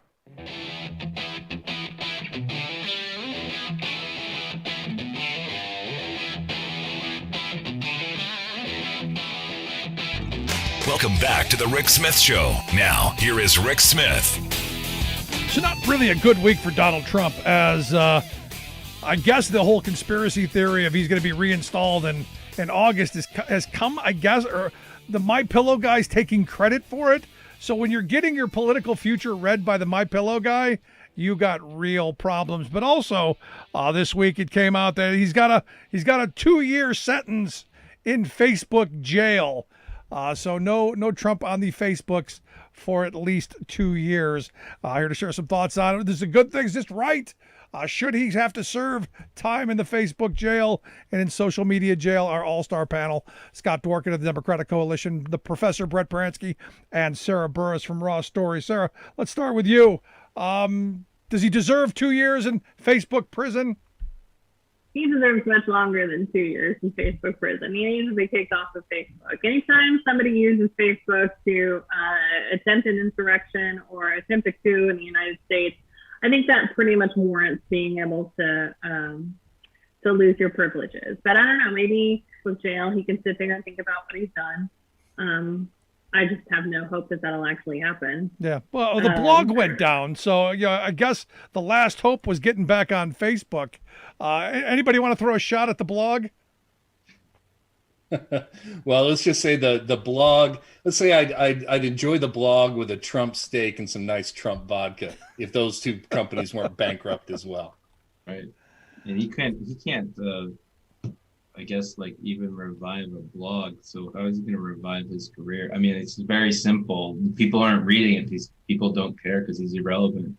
I think the 1.5 years that he has left on his Facebook sentence it's funny timing in regards to everything, because it's after the 2022 elections, and it's after, all these investigations would probably be done and move to an indictment phase or no indictment.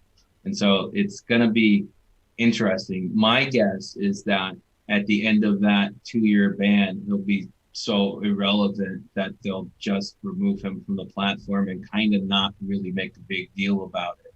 Because the backlash of adding him back would be an immediate boycott, bigger than you've ever seen for any company ever. And there would be, a different company, I'm sure, that would pop out. It'd probably be Twitter would be the king at that point. So I think he should be banned forever, period. And he should be made an example out of, and anybody else involved with it, same thing. They got to stop with these games. This is a smart one, though, because they're not, I guess they're trying to not get in trouble for it, but it's a perfect timing. I guess it's just funny timing in regards to right after 2022 elections. But I don't think it's enough. It needs to be more than just him. It needs to be the demon spawn. It needs to be the people who enabled him and talked for him and repeat his sentiment. So we're talking about Fox News and people involved with that, people who spread propaganda, just as Russia Today would be banned from some platforms. That propaganda needs to be banned as well, because it's dangerous and it's killing people. Most certainly. You want to jump in on that, Brett? Yeah, I think that the Facebook ban is kind of strategic, because you get to tilt towards your right-wing base. And again, there's a lot of right-wingers on Facebook by putting a time in which the ban is going to end. But you set it at a time when the problem is very likely to take care of itself. Because once the courts get involved, and if he's indicted and all of these things, then he'll go away and you don't have to be the one who did it. You know what I mean? So I think this is just corporate PR, just the typical thing. Because they're just waiting, like I said, for the problem to take care of itself. Yeah, I want to move back for a second to this week with Kristen Sinema and the whatever that was with John Cronin. I want to start with you, Sarah, because we talked about this last night on the show as well. I got this really creepy kind of vibe scenario there with the two senators. Did you? I think you said you thought it was kind of creepy too. Thoughts on that? Yeah, it was creepy. Just this dude who's really, granted, she is a petite person, so her options are, for some guy who's really, really tall and looming over her options are pretty slim. But at the same time, she's parroting Republican talking points. And so she ended up sort of just looking like, a little ventriloquist dummy, or like a little marionette that he's controlling. And it's a really, really bad look. particularly whenever it's very clear that she doesn't know what she's talking about. And I think if there were any, if there were any reporters who could actually have a sit down with her and question her about, well, you say that you support the filibuster, but we haven't had a filibuster in several years. So are you saying that you think we should start having filibusters instead of threats of filibuster? Instead of just having the cloture vote, should we mandate that people actually hold the floor and until a decision is made? So I would like to see Sinema and Manchin both answer that question, because both of them have said, I support the filibuster, but again, that's not what we have. Yeah, I support the filibuster as well. I want to bring back a talking filibuster. I want you to tell me why it is you're against workers being able to organize. I want you to tell me why you think it's a bad thing that everyone gets to vote. I want you to tell me whatever it is that your position is on whatever it is you think that we can't move forward on a piece of legislation. I want you out there telling me what it is, and take as long as you need. And at the end of it, then we have a vote. Brett, let's go to you. Thoughts?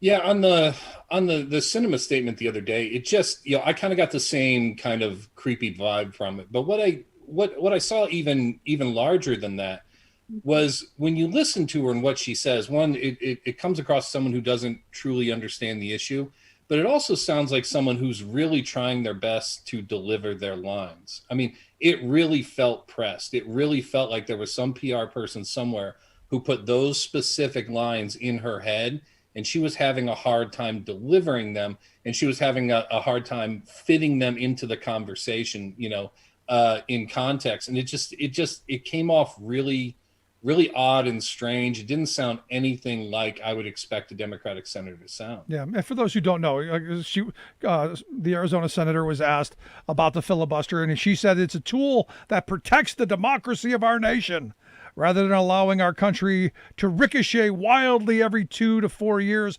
back and forth between policies. The idea of the filibuster was created by those who came before to create comity and to encourage bipartisanship and to work together. She went on to say, the reality is that when you have a system that's not working effectively, and she joked, ours isn't a well-oiled machine, the way you fix that is to fix your behavior, not to eliminate the rules or change the rules, but to change the behavior. Scott, I'm going to throw the softball to you. What the hell is she talking about? What behavior could Democrats possibly change to get a Republican to vote to pass any of Biden's agenda whatsoever? Rules are stupid. The rules are pageantry. The rules are excuse. Just say that you want to stall so they don't have a vote. Just say you're against the bill. A few notes. Manchin, we're stuck with. It's not going to get better in West Virginia. Not going to happen. Impossible. I would say I want to thank Senator Sinema and also Senator Manchin, because they will be the reasons why we expand the Senate. They'll be the reasons why driving catalysts. So keep talking. It's ridiculous madness. I wouldn't be surprised if Sinema became an independent, because I would assume that she's going to be primaried, and I will support that primary opponent fully, vociferously, 100%. And that's where we're at. And I'm not a person who likes to do that kind of stuff, but we can primary, we can win, and we can win that general election. I believe that. At the same time, again, it's games. People are dying. We're in the middle of a pandemic. Stop it. It's not funny. Like all this BS where they're going around and there's these little games where it's like you have to figure her out. The voting, when it's like that, and it's related to this, and then also not showing up for the vote at all. Give me a break. You didn't do your job. Yeah. You're fired. Like that's where I'm at. I do not believe that you are a senator anymore, because you have disqualified yourself, and we hold our party to a higher standard. And you disappointed me, and I know you. You disappointed everybody in this party. And it's beyond, disappointed is the nicest thing I can say about it on the show. But that no vote, it was the end vote. She is not a member of our party anymore. Sinema is not a member of the Democratic Party at this point. I do not believe in her at all, and I don't trust her at all. And so the best move for her is to become a Republican at this point. So if that happens, the Senate then swings to the Republicans, right? It already is. What are we doing? What do you? I mean, I understand what you're saying, but it already is. No. I've taken the position very clearly.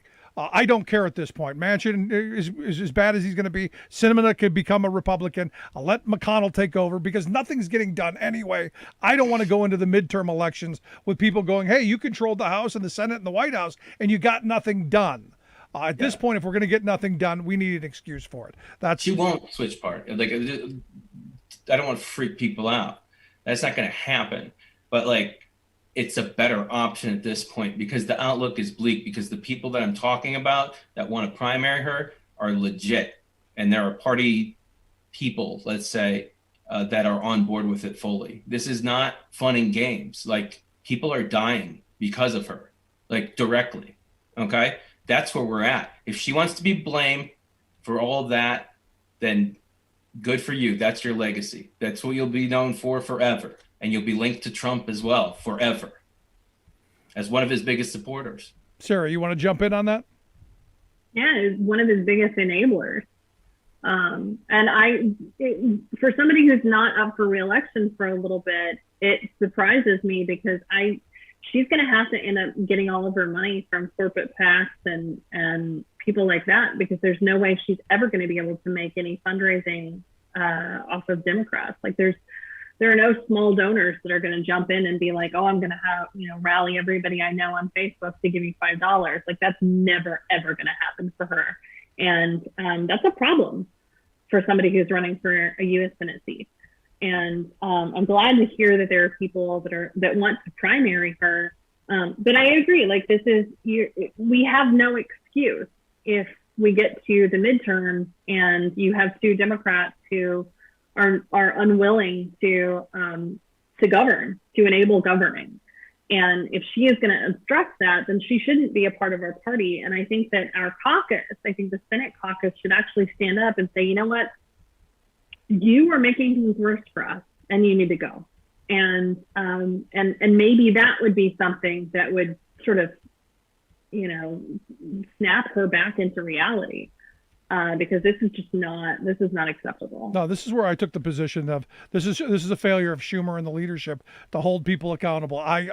Look, Tom DeLay would have held the Republicans accountable. Gingrich would have gotten them accountable. This is where I think Schumer's got to come around. Brett, do you agree or not? No, I do. I mean, the idea, and again, if someone could make a cogent argument, if there was a fully understandable reason why they're doing what they're doing, then I could say, hey, I don't agree, but I at least understand where you're coming from. This idea that we have to change our behavior, that it's not the filibuster, it's us, and we need to change our behavior. And there is no behavior. There is no behavior that is going to get a Republican to support what we want. It's never going to happen. And because it's never going to happen, and everyone knows this. This is simple stuff. And saying that changing our behavior is going to do anything positive, it's just magical thinking. Yep. And you can't have that in a United States senator. You can't have that kind of magical thinking and that kind of nonsensical, chatter, in a press conference and deliver that to the American people, and then just think everything's going to be okay. Yeah.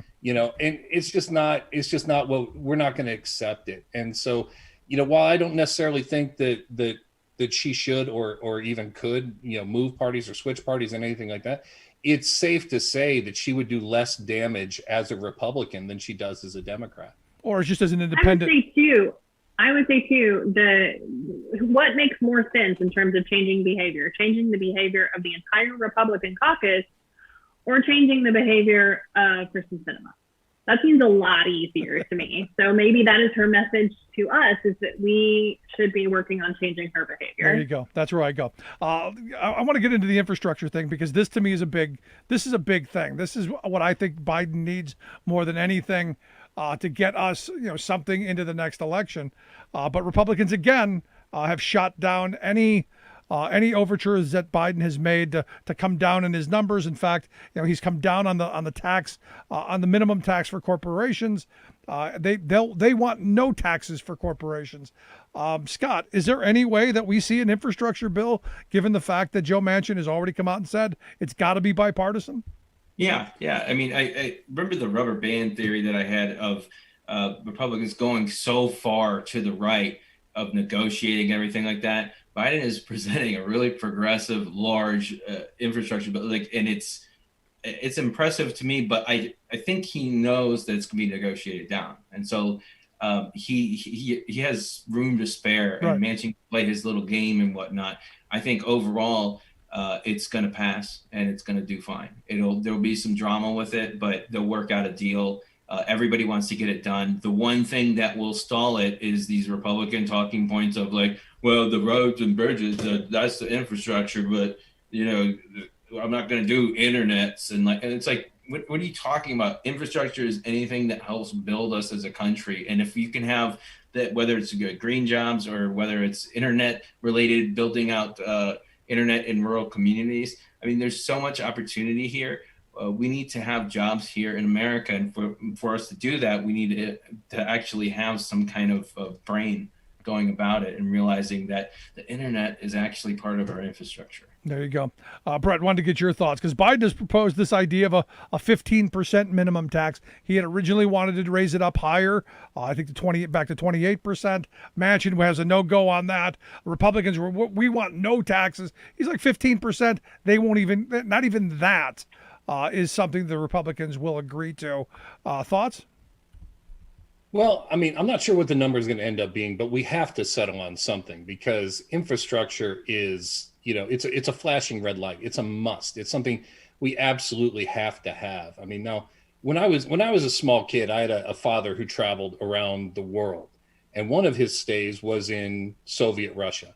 He was there for about a week. He got to see the sights. He got to see and when he came back, I asked him what it was like, because I was a Cold War kid. I was really curious, what it was like over there. He says, that country's falling apart. It's not going to stay together much longer. And he was right, and he knew that by just looking around. Everything from the phone in his hotel room to the cars on the street to, buildings and bridges. He knew the country was falling apart. Now, ask yourself, if you're a traveler today and you're not already an American and filled with American pride, and you go to Beijing, and then you travel across the ocean and come to America, you're going to have that same experience. All right, that same experience. These guys are way, way, way behind. Yeah. And we are the richest nation in the history of humanity. How in the world is that how we live? How in the world is that how we compete? This is an absolute must. It has to get done. No, Thomas Friedman, the New York Times columnist, who I'm not a big fan of, did have a great line about 10 years ago. He said that he had gone from Beijing to LAX, and it was like going from the Jetsons to the Flintstones. And it's only gotten progressively worse over the last 10, 11 years. So we've been needing this for a very long time, and you've had consistently Republicans who've been opposed to it. Sarah, your thoughts? Do we get something done? I think that we will. I think the argument that Republicans like to give, that green energy or that green infrastructure is not infrastructure, I think the argument against that is really easy, because you can just be like, look, there are 11 billion wind farms in Oklahoma, one of the most conservative states in the country. It's already here. Like, this is not, you're not stopping green energy from happening. What you're doing is preventing Americans who need good jobs from being able to work in that industry and continue to have better jobs. So this isn't about any kind of partisanship anymore. This is about pride in your country and wanting to take care of it. It's like cleaning your house on Saturdays, right? Like, you want to vacuum and make it look nice, just like you want the country to have a nice road that you're not going to break your axle on. Thanks for that one. That was helpful. Lastly, want to get your guys' thoughts real quick. We got about a minute and a half left. Alan West is stepping down as head of the Texas Republican Party. Thoughts? That's my thought. He should run for governor. Yes. West, go Go for it, buddy. Or president. That'd be fine too. You want to jump in, Brett?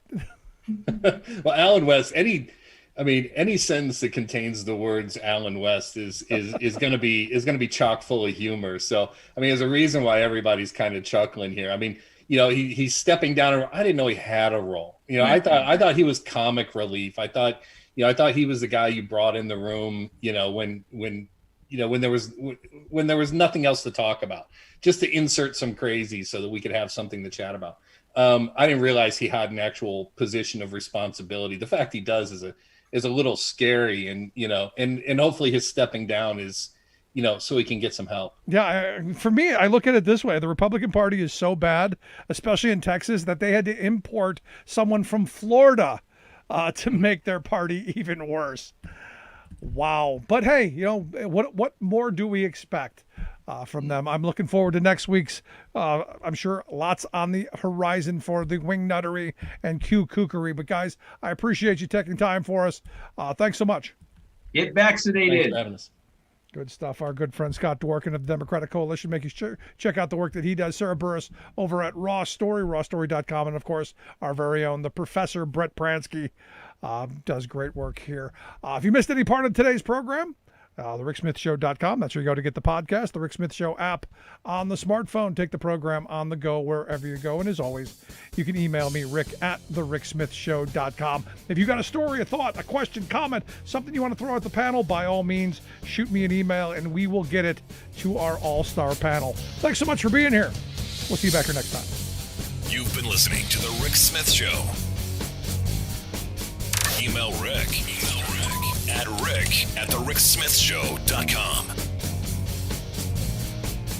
Until next time, this has been The Rick Smith Show, where working people come to talk.